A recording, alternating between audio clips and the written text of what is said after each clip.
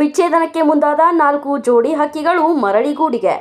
ವಿಚ್ಛೇದನಕ್ಕೆ ಅರ್ಜಿ ಸಲ್ಲಿಸಿದ್ದ 4 ಜೋಡಿಗಳು ಲೋಕ ಅದಾಲತ್ನಲ್ಲಿ ರಾಜಿ ಸಂಧಾನದ ಮೂಲಕ ಮರಳಿ ಒಂದಾದ ಘಟನೆ ಗದಗ ಜಿಲ್ಲಾ ನ್ಯಾಯಾಲಯದಲ್ಲಿ ನಡೆದಿದೆ. ಲೋಕ ಅದಾಲತ್ನಲ್ಲಿ ವಿವಿಧ ಕಾರಣಗಳಿಂದ ವಿಚ್ಛೇದನಕ್ಕೆ 4 ವಿವಾಹಿತ ಜೋಡಿಗಳು ಅರ್ಜಿ ಸಲ್ಲಿಸಿದ್ದರು.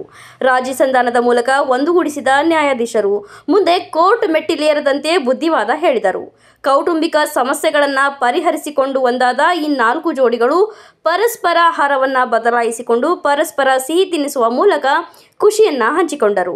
ಇನ್ನು ಇದೇ ಸಂದರ್ಭದಲ್ಲಿ ಪ್ರಧಾನ ಜಿಲ್ಲಾ ಮತ್ತು ಸತ್ರ ನ್ಯಾಯಾಧೀಶರು, ಕೌಟುಂಬಿಕ ನ್ಯಾಯಾಧೀಶರು ಒಂದಾದ ಈ 4 ಜೋಡಿಗಳಿಗೆ ಪುಷ್ಪ ಹಾಕುವ ಮೂಲಕ ಪರಸ್ಪರ ವೈಮನಸ್ಸುಗಳನ್ನು ಮರೆತು ಒಂದಾಗಿ ಬಾಳುವಂತೆ ಶುಭ ಹಾರೈಸಿದರು. ವರದಿಗಾರರು ಚಂದ್ರಶೇಖರ್ ಸೋಮಣ್ಣವರ್.